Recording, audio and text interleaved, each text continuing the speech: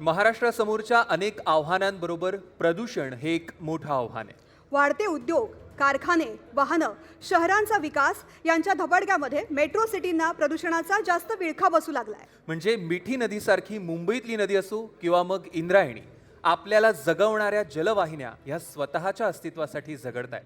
या नद्यांना वाचवणं आणि शहरांना श्वास घेण्यायोग्य बनवणं हे मोठं आव्हान आपल्या सगळ्यांसमोर आहे. मात्र या आव्हानाला अगदी सक्षमपणे सामोरे जात आहेत महाराष्ट्र प्रदूषण नियंत्रण मंडळ आणि या मोहिमेचं नेतृत्व करतात सिद्धेश कदम. सिद्धेश कदम यांची राजकीय सुरुवात युवा सेनेपासून झाली. सध्या ते शिवसेना पक्षाचे सचिव आहेत. सिद्धेश कदम यांनी महाविद्यालय शिक्षणानंतर उच्च शिक्षण ऑस्ट्रेलियामधनं पूर्ण केलं आणि त्यानंतर कॉर्पोरेट जगतामध्ये काही काळ अनुभवासाठी त्यांनी नोकरी देखील केली. सिद्धेश कदम हे शैक्षणिक क्षेत्राबरोबरच सामाजिक क्षेत्रामध्ये सुद्धा गेलं दशकभर काम करतात आणि सध्या ते महाराष्ट्र प्रदूषण नियंत्रण मंडळाचे अध्यक्ष म्हणून कार्यरत आहेत. सिद्धेश कदम यांनी महाराष्ट्र प्रदूषण नियंत्रण मंडळाचा पदभार स्वीकारल्यानंतर विशेषतः शहरामधील घनकचरा, सांडपाणी व्यवस्थापन, प्लास्टिक कचरा, ई वेस्ट अशा प्रमुख प्रश्नांवरती लक्ष दिलंय. आणि सध्या ते राज्यातील प्रमुख महानगरपालिकांना प्रत्यक्ष भेटी देऊन प्रदूषण समस्यांचा अभ्यास करतात. मी त्यांना मंचावर आमंत्रित करतो आणि त्यांच्याशी संवाद साधण्यासाठी मी मंचावर आमंत्रित करतोय एनडीटीव्ही मराठीचे इनपुट हेड विनोद तळेकर यांना.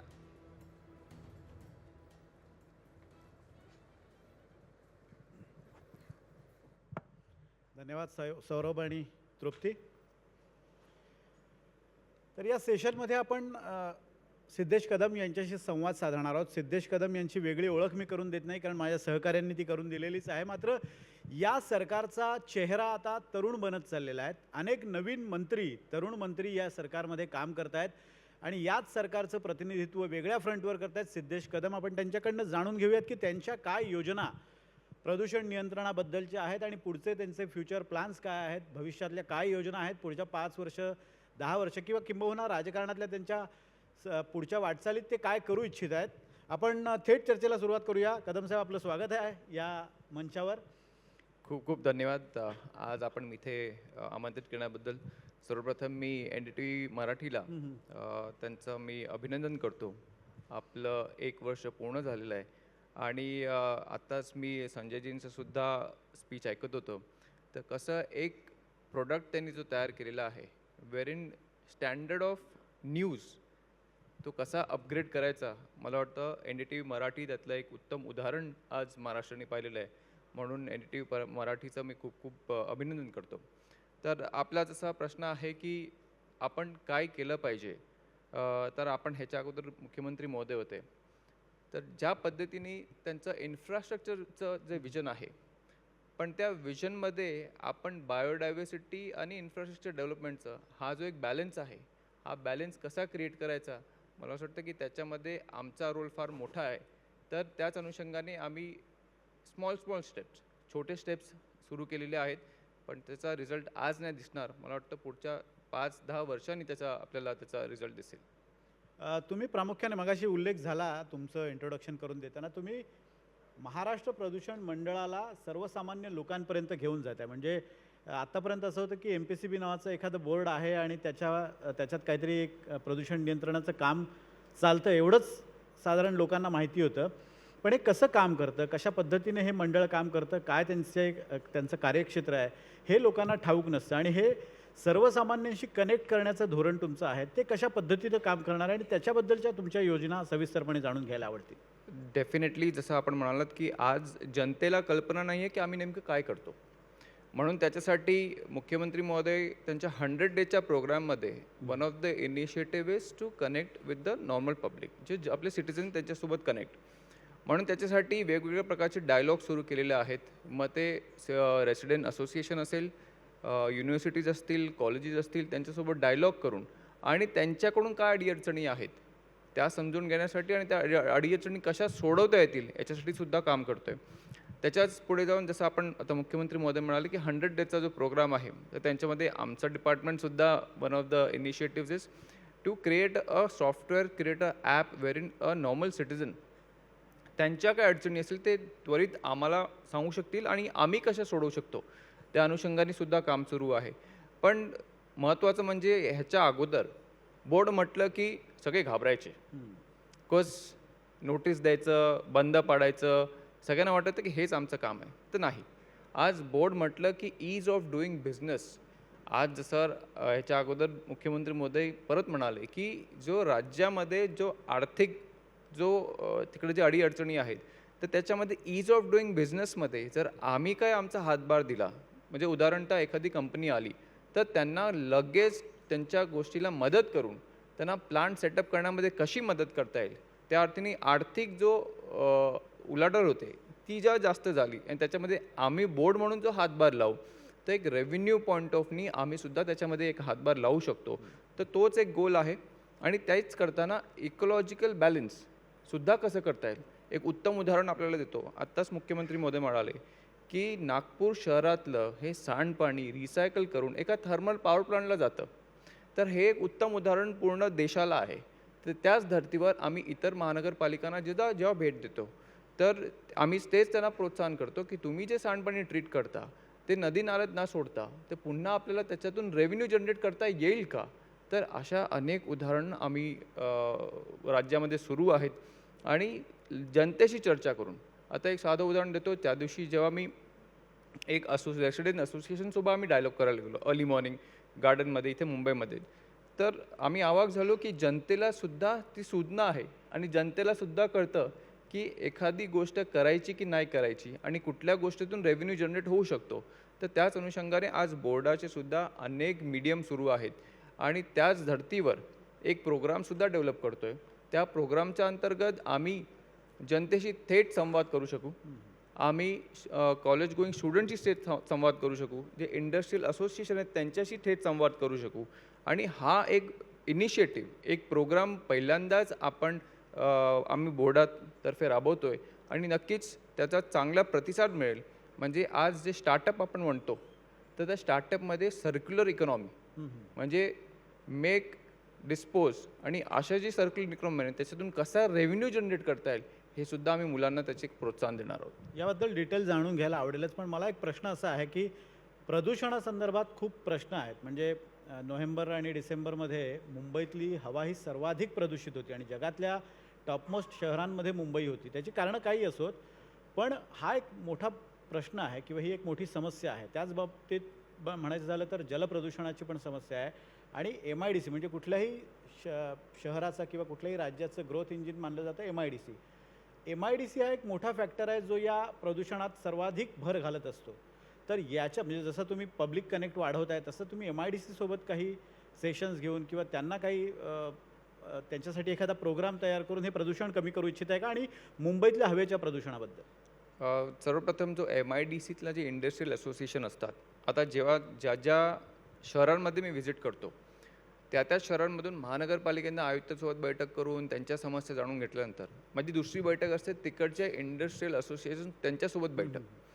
तर एक साधं उदाहरण देतो. नाशिकमध्ये जी एक बैठक झाली माझी आणि त्याच्यानंतर छत्रपती संभाजीनगरमध्ये, तर असोसिएशन ते स्वतःहून प्रोत्साहित होते आणि त्यांनी स्वतःहून आमच्याकडे प्रपोजल दिलं की जे तिकडचं इंडस्ट्रियल वेस्ट निघतं ते एखादा CTP प्लांटमध्ये ट्रीट होतं आणि त्यांची तयारी आहे ते पाणी परत रियूज करण्याची. मग त्यांना काय आर्थिक मदत पाहिजे, मी आर्थिक मदत करायला तयार आहोत. तर असं जे MIDC जे पुढे येऊन काम करतात आणि जे इंडस्ट्रियल असोसिएशन पुढे येऊन काम करतात आणि जो विचार करतात पुन्हा सर्क्युलर इकॉनॉमीमध्ये ते पाणी कसं यूज करता येतील, त्याच्यासाठी आम्ही प्रत्येक वेळेला आम्ही त्यांना प्रोत्साहन देत असतो.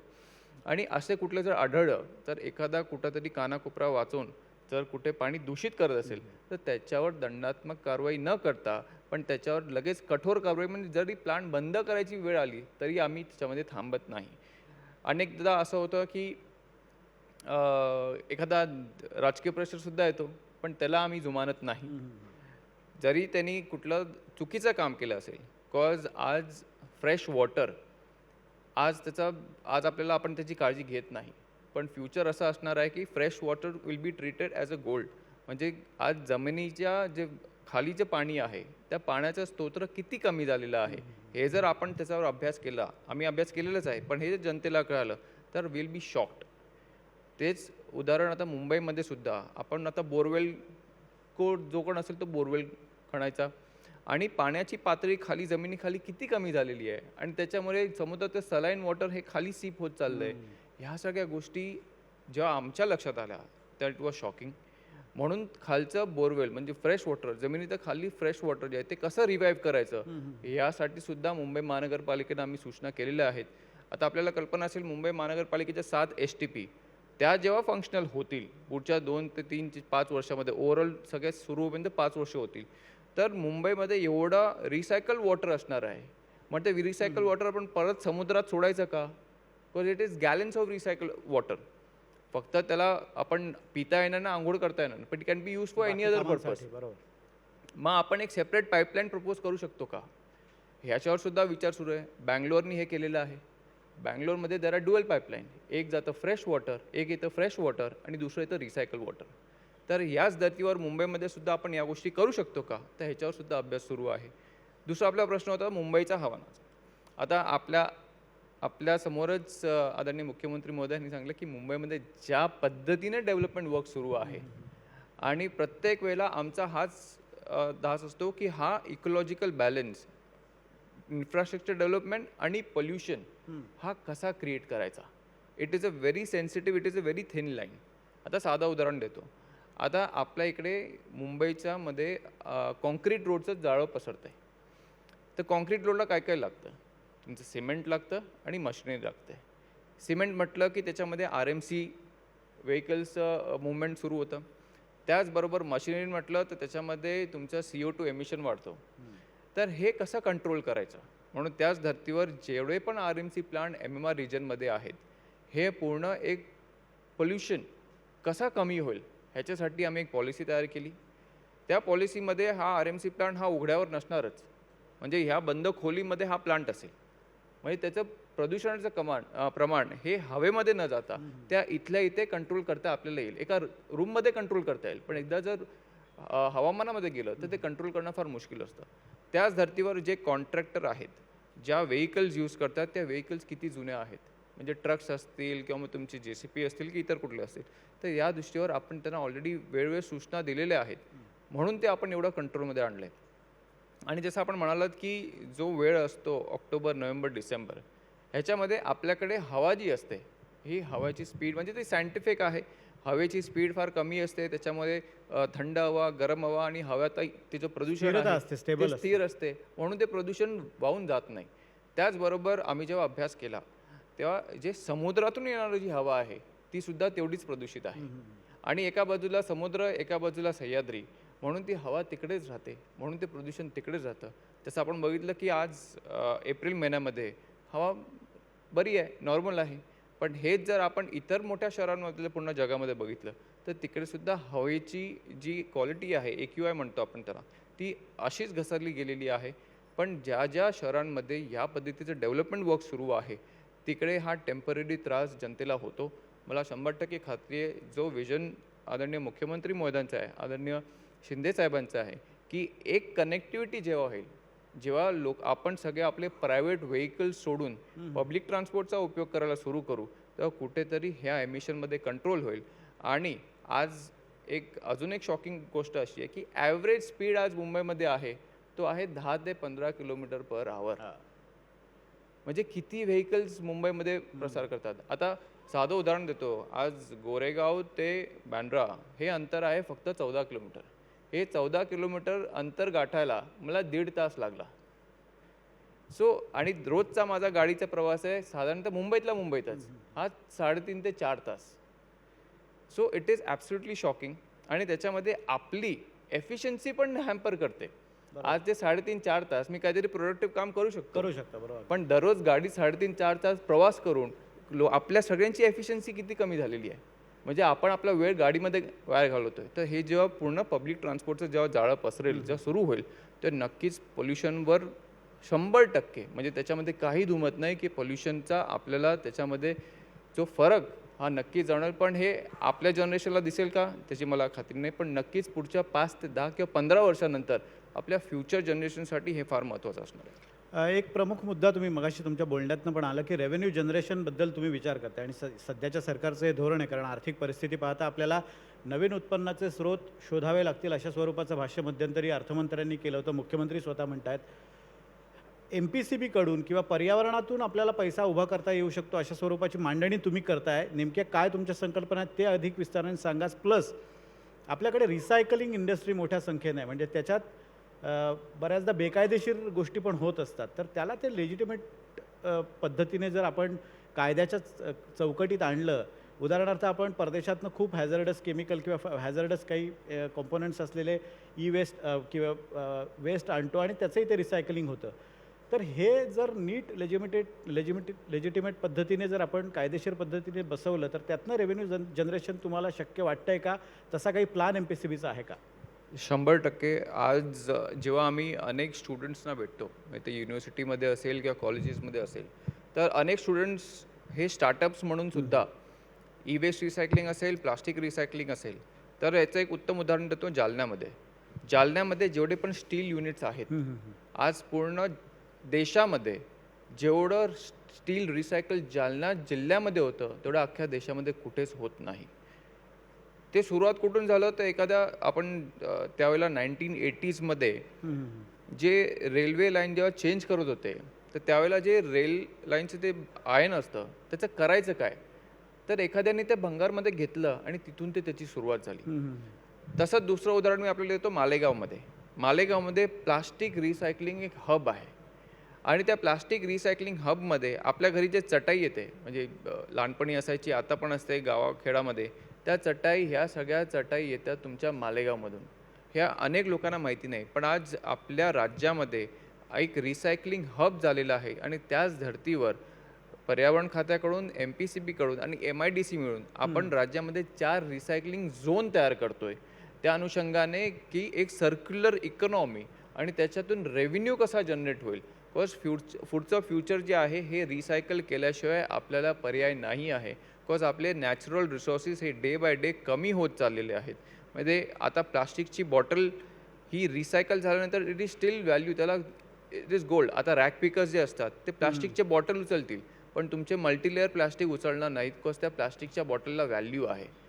म्हणून आज जे आपण जे टी शर्ट्स घालतो, हे टी शर्ट 100% पॉलिएस्टर म्हणजे काय, इट इज रिसायकल प्लास्टिक. पण तो रिसायकल प्लास्टिक यूज नाही करत, ते व्हर्जिन प्लास्टिक यूज करतात. का? कारण की रिसायकल प्लास्टिकची डिमांडच एवढी जास्त आहे, बिकॉज त्याचा सप्लाय कमी आहे. नक्कीच या सर्क्युलर इकॉनॉमीमध्ये असे अनेक धोरण आपण तयार करतोय आणि त्याच्यामध्ये जी नवीन पिढी येते त्या नवीन पिढींना प्रोत्साहन करून, बिकॉज फ्युचरमध्ये जसं परत म्हणतो की रिसायकल केल्याशिवाय आपल्याला पर्यायच नाही आहे, मग ते पाणी असो किंवा आपल्या रोजच्या यूज करणाऱ्या गोष्टी असो. अगदी. तुम्ही एक थोडक्यात फक्त तुम्ही आत्ता म्हटलात की रिसायकल झोन तयार करताय, काही 4 रिसायकल, तर ते काही आयडेंटिफाय केले, कोणती शहरं असतील किंवा काय? लास्ट माइल कनेक्टिव्हिटीवर काम सुरू आहे. जसं आपलं समृद्धीचं जाळं पसरतं आहे, तसंच ग्रीनफील्ड कॉरिडॉर कोकणातला आहे आणि तसंचा मुख्यमंत्री महोदय म्हणाले की जो आपला कोस्टल रोडचं जो जाळं आहे, जसं जसं रोडचं जाळं पसरेल त्या हिशोबाने आपण झोन करून, समजा विदर्भ, मराठवाडा, कोकण आणि आपलं MMR अशा 4 झोन आपण आयडेंटिफाय करतोय आणि त्या झोनच्या हिशोबाने एक्झॅक्ट डिस्ट्रिक्ट कुठला असेल, हा लास्ट माइल कनेक्टिव्हिटी त्याला सुद्धा महत्त्वाची आहे आणि तिकडे आपण काय रिसायकल करू शकतो त्या धर्तीवर ह्या झोनिंग करून आपण रिसायकल हब तयार करतोय. अगदी. NDTV मराठीचं पण नव महाराष्ट्र अशी थीम आहे आणि त्याच अनुषंगाने आम्ही बातम्याही दाखवत असतो आणि तुम्ही पण खूप नवीन संकल्पना MPCBमध्ये आणू पाहताय. तुम्हाला या तुमच्या कार्यासाठी शुभेच्छा. धन्यवाद, तुम्ही आम्हाला वेळ दिलात. खूप खूप धन्यवाद. खूप खूप धन्यवाद. खूप खूप धन्यवाद सर, NDTV मराठीच्या मंचमध्ये सहभागी झाल्याबद्दल. आणि तुम्हाला विनंती आहे की तुम्ही व्यासपीठावरती ग्रुप फोटोसाठी थांबावं. विनोद सर, आपण पण. आणि ही चर्चा ऐकल्यानंतर आपला महाराष्ट्र हा विकासाच्या वाटेवर तर असेलच, पण सोबतच तो लवकरच आपल्या नेतृत्वात प्रदूषण मुक्त सुद्धा होईल अशी आशा करूया. खूप खूप धन्यवाद सर.